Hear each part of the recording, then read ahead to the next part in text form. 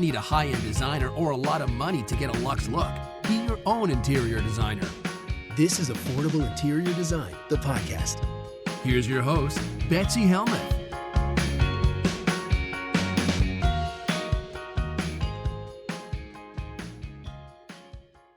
It's my absolute favorite season. Summertime.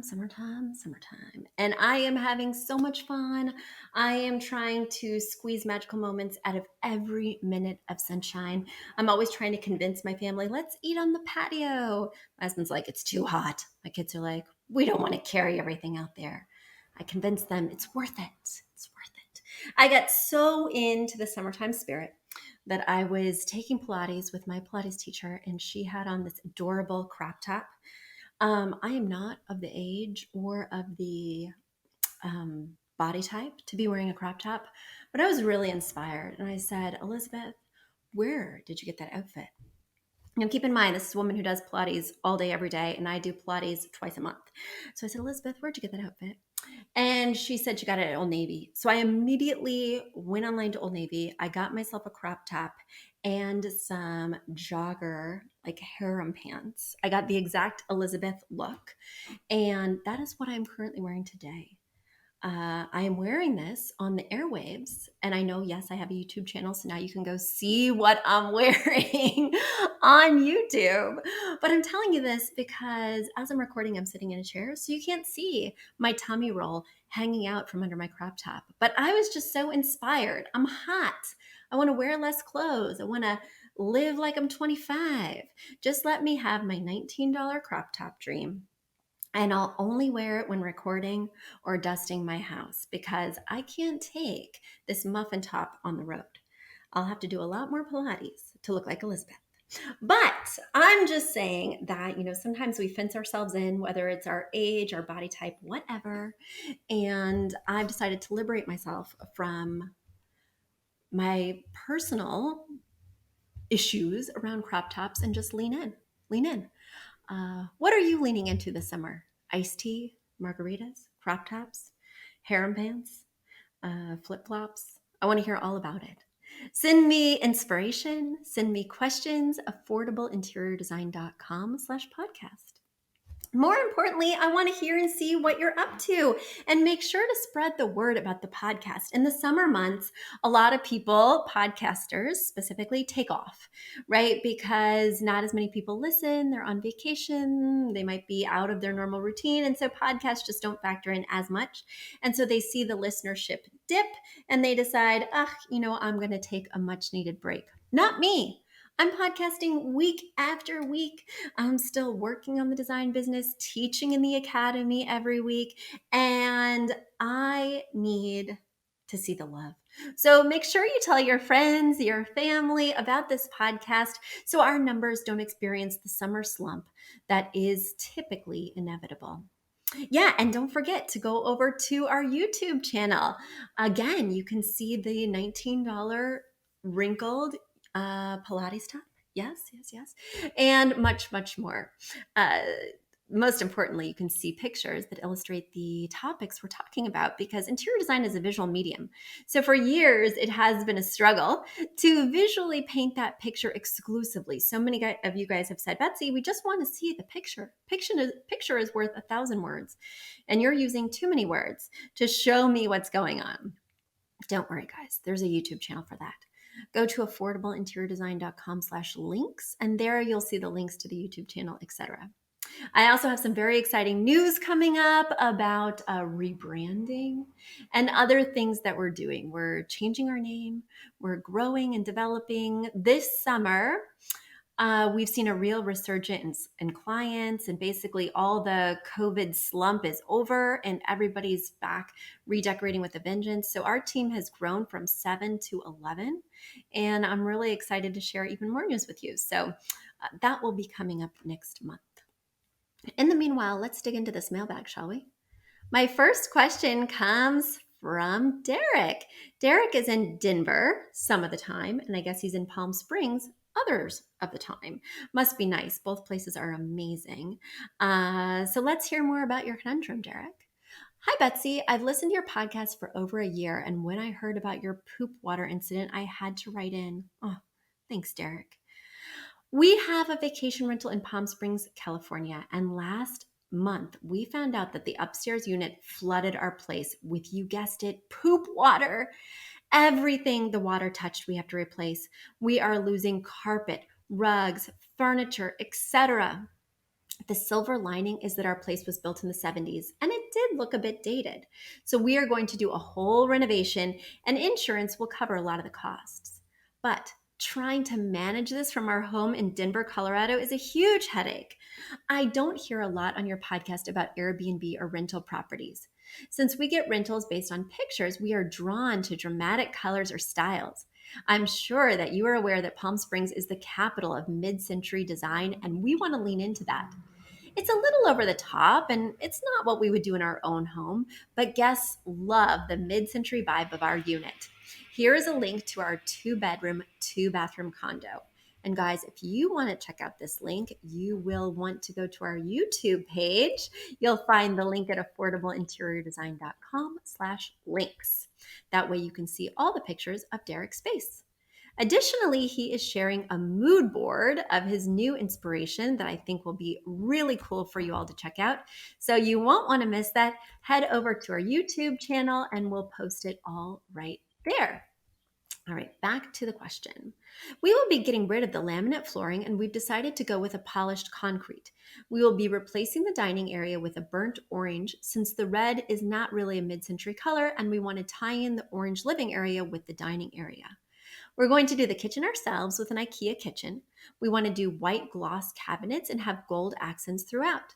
Since our kitchen is a small galley kitchen, we thought white would make it feel bigger. I'm in love with gold sinks and a gold faucet. I'm confused. If we go with a white mid-century modern backsplash, is that something you would suggest? Or should we go bolder with maybe another color? I feel like the white clean look with hints of gold will be good, but I worry it won't stand out in pictures. It may be too boring. What do you think? Are we being too boring with white on white on white? Another issue with the kitchen is that all the appliances are stainless steel. Is it okay to do a gold sink, faucet, finishes, and light fixture with stainless steel? And if so, I'm worried about trying to match all these golds. There's brush golds, brass gold, and just gold. How close do we have to match light fixtures with the faucet or the sink? Betsy, I have one question for you unrelated to the kitchen. Okay, so we'll get there in just a second. Let's answer this kitchen question. So, first of all, thanks for sharing your listing. And yes, I totally agree with you. When in Rome, you've got to represent. And when people are going to Palm Springs, they expect a mid century modern look, especially if the architecture is from that era. So, I think you're doing just the right thing by leaning in. And you're right, you want this to pop in pictures. And I think it really does. I mean, looking at the pictures from your Airbnb, you have nice oversized art, you have ceramic lamps, you have like a warm wall tone. Everything is really stylish and looks super inviting. My one worry is that it is very, very warm. You have these deep oranges with this wallpaper treatment that's graphic, with the dining chairs, with the lamps, with the drapes. I think it's overly orange, and we need to be thinking about our 60-30-10.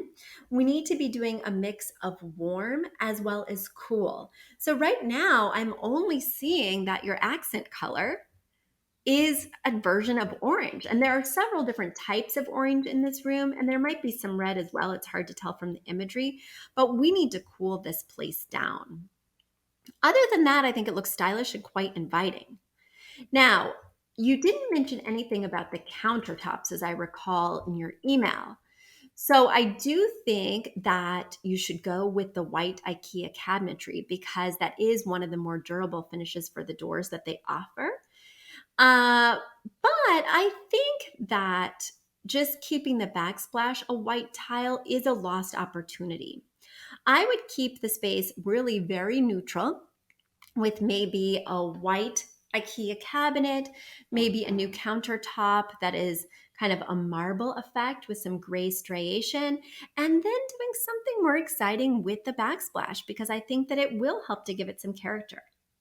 Now, you do not have to match the stainless steel with the gold fixtures, but you do need to keep the gold throughout.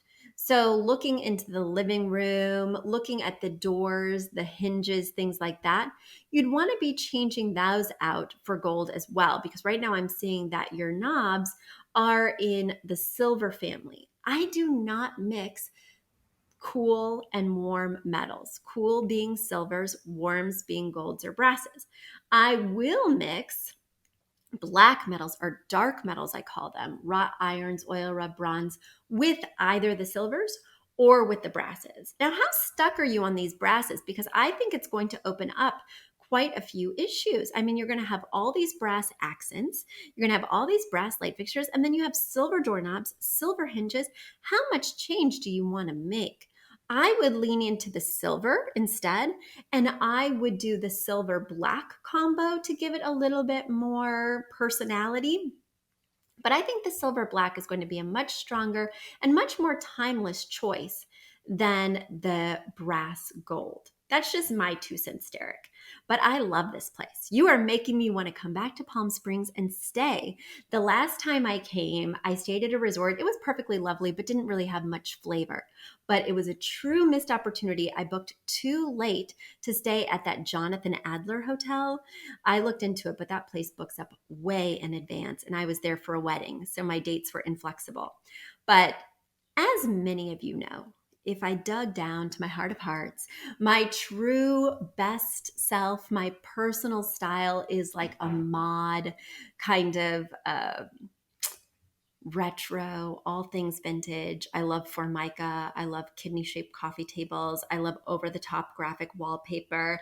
That's just what makes my heart sing. I never get to design in that style, not even for my own home, because it's a lot of look.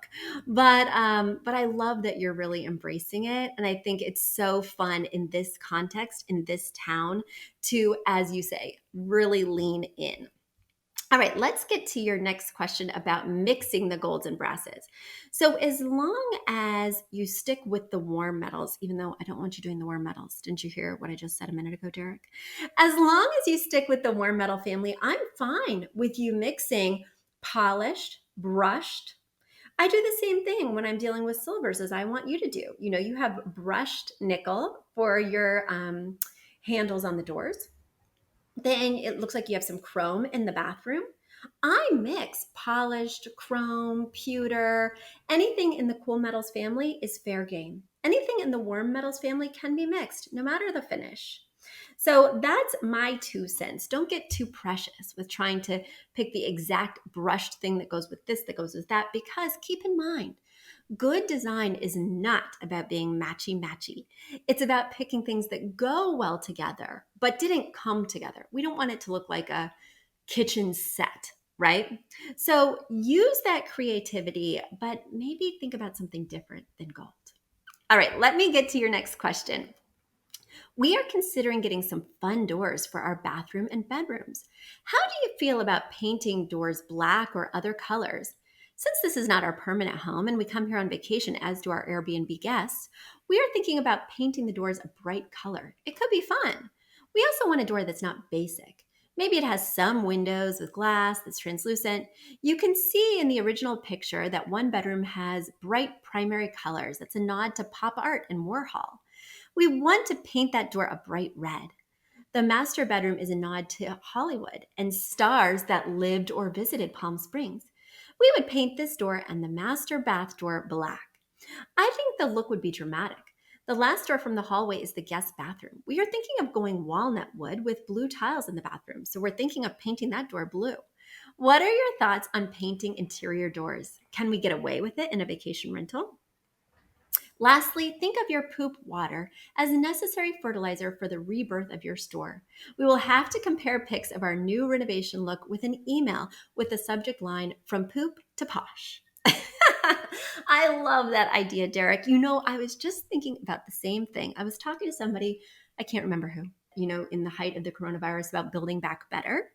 And I'm rebranding right now. So all the teals and the color palette that I used before with the previous business, it's getting a refresh. And teal is going to be a very small component of our new color palette. And I thought maybe this is an opportunity to express the new color palette. Maybe it's an opportunity to completely rethink the way I'm using the storefront. I've got lots on my mind and I'm not quite ready to invest because my insurance is not paying out as quickly as yours is, Derek. Now let's get to your interior door question. Should you paint your interior doors bold colors that seemingly don't relate to each other? Derek, you've often heard me talk about the two-word phrase, right? The style of your space as well as the feeling of your space. And that two-word phrase is really that place that you always come back to, the place where you check in and say, as I'm working, is my space mid-century modern? And then what's the feel? Let's just say cozy mid-century modern. Is the piece that I'm thinking of using, is the artwork evoking cozy mid-century modern? If it's not ticking one or both boxes, it has to go. But in the academy, which is the interior design school that I teach, I added a third word to that two-word phrase. So you keep the style word, you keep the feeling word, but no matter what it is that you're selecting, you add a third checkpoint. Is it sophisticated? Right? So it becomes a three-word phrase in the academy because we're interior designers trying to give an elevated look, trying to take it beyond just residential or what you might see in just a neighbor's home and making it magazine ready, making it sophisticated. Because, I referenced my personal style a minute ago, talking about, basically the Brady Bunch, right? That's the style that resonates with me. But sometimes, especially in this modern era, that is not so sophisticated, right? So do I think having a variety of colorful doors fits the mid-century vibe? Maybe. Do I think it aligns with, a feeling word that's maybe whimsical or fun? Yes. Do I feel it's sophisticated? Absolutely not. I think it might look a little tacky. I think it might look a little like welcome to the Warhol theme room. I think it would really detract in the pictures and make this place look gimmicky rather than high end. And gimmicky isn't going to get you top dollar. I also think it adds like a number of issues in terms of what color are we painting the trim around the door? When the door gets open and shut a lot, sometimes the paint wears off on the side, and now we're able to more clearly see sort of imperfections because the colors are so bold and saturated. So for me, that is a hard no. But I appreciate your willingness to step outside the box. Just make that bold choice with your backsplash and not with your door color. All right, Derek, thank you so much for writing in. I can't wait to hear what happens with your From Poop to Posh renovation. All right, let me go to my next question today, which comes from Moni. Moni is writing in from Newcastle upon Tyne, England, and she writes, what is the most important skill in interior design? Yes, Moni, as you know, I teach the Interior Design Academy that basically teaches people who want to become interior designers all the skills that they need to both become an interior designer and have business acumen to start their own thing within 10 weeks. It's the same program that I use internally with my own designers when I'm training them to work for me, except of course I've added business modules because my own designers don't need business modules. I'm going to be providing them with business. So I had them watch those same videos, and those videos were derived from my one-on-one trainings with my own team.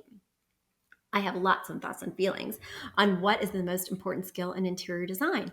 Because as I'm teaching new designers, whether they work for me or whether they're going through my academy, I am thinking about, is this person going to please the client? Is this person going to be making changes that help the client's space or hurt the client's space, right? What is the most important thing that sets an interior designer apart from somebody who just has a good eye or just has a nice taste level, right? So I've given this question lots of thought, and I have one distinct answer. The most important thing that an interior designer can learn is space planning. Because I don't care how great your space looks. You have the most amazing eye for design. You just seamlessly know how to put things together. But if the walkways are tight, if when I'm carrying groceries or lifting my child and I'm hitting pieces of furniture or I'm bumping artwork because there wasn't a walkway allotted, or if I'm sitting on the couch and I'm reaching over to put my iced coffee down, and I have to reach over way low to put it down because there's not a good relationship between the height of the table and the height of the sofa arm. Well, the space feels uncomfortable and it looks amateurish.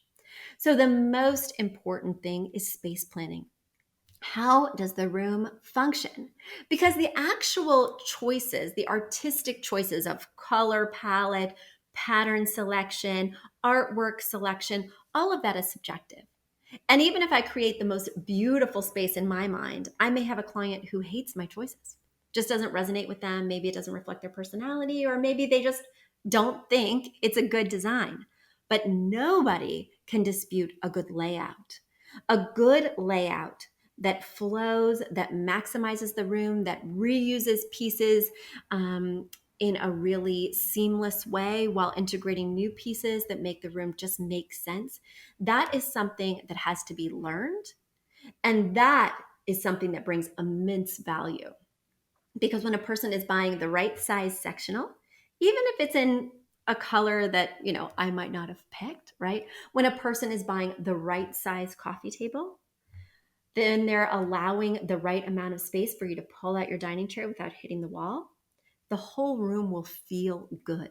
The room will feel comfortable. And that's the most important component, is that the room functions well.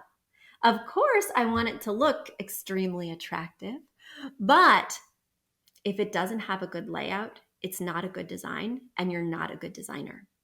So that's why the core of my program, it has 10 modules, and the middle 2 modules are 100% devoted to layout. Because if you cannot create a good layout in every single room, every single time, you are a bad designer. Moni, if you come to me, you're going to get the straight story. So I hope you appreciate that. Should I tell you an embarrassing story? This is a very embarrassing story. My husband actually just made fun of me at a dinner party last night, but I'm going to tell it to you guys because I'm shameless. Please. I mean, you know that by now. So I was outside last night. This was kind of a late little party because, they wanted to put their kids down to bed. Our babysitter came over, my mother-in-law. And so my husband and I were going to walk down the street to our friend's house to play games and have like a light meal. So I'm standing outside our house because my husband is always running behind. I'm standing outside my house with a box of macaroons that we're going to bring and just waiting for him to be ready because we're already 15 minutes late. As I'm standing outside, this woman and maybe her son are walking down the street, walking their dog. So in my town, nobody's super effusively friendly. I love to wave. I'm from the Midwest. I'm like, hey, how's it going? My husband's from a small town. He's a big waver. Howdy. Around my neighborhood, people just don't do that. But I'm shameless, as I mentioned before. So I was like, hi, how are you? And this woman did something very unusual for our neighborhood. She started to chat. She was like, I'm very good, but I am marveling at the fireflies. And she had an accent, right? A pretty strong accent. And I said, oh, they don't have fireflies in Australia? She said, I'm not from Australia. I'm from England. Oh my goodness. My husband just thought that that was horrible. He walked out at the end of our interaction. He was like, Betsy, how could you do that? And I must say, I had recently been designing a space in Sydney. I've been working on this space in Sydney for a client of mine, Fiona. And I think I just had that accent on the brain. But it's very interesting to know that they don't have fireflies in England. And now it's got me wondering, are there fireflies in Australia? I took that vacation to Maine. You guys remember that super horrible vacation? I took that vacation to Maine, and at night, when we would pull up to our country Airbnb, it was like there were fireworks going off in the backyard. There were so many fireflies just flashing, flashing, flashing, flashing. So my husband and I, in between like brushing our kids' teeth and getting them in jammies, would peek out into the yard just to watch the fireworks show go down. Well, it was such a weird phenomenon. And maybe some of you can explain this. I didn't know anything about this. I still don't technically know. But round about, I don't know, between 10:30 and 11, all of a sudden the fireworks stopped. No fireflies at all. Like, do they have a bedtime or something? Because my husband and I would continue to sneak down just to see more of the show. And it was pitch black. So I don't know, maybe their lights like run out and they have to recharge their batteries. I'm not sure.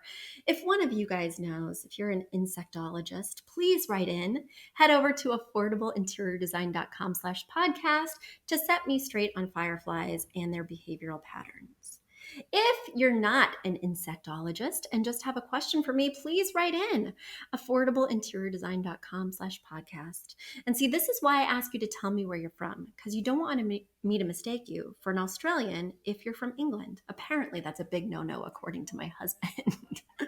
Well, it's the first and last time I try and make conversation in my neighborhood. I don't think she was offended, but another day in paradise, another day in the suburbs. All right, everybody, I hope you're having a wonderful summer. Send me your questions, and I'll be talking to you again soon. Bye. A big thank you to our amazing producer, Catherine Heller, to Aton and the MCR House Band, and to Affordable Interior Design, the sponsor of this podcast and the premier place to get an amazing look on a budget. Check out affordableinteriordesign.com. If you guys love the show, the very best way to support us is by spreading the word. Tell your friends or write us an awesome review on iTunes. So until next week, guys, thanks so much for joining us, and I'll talk to you soon. Bye.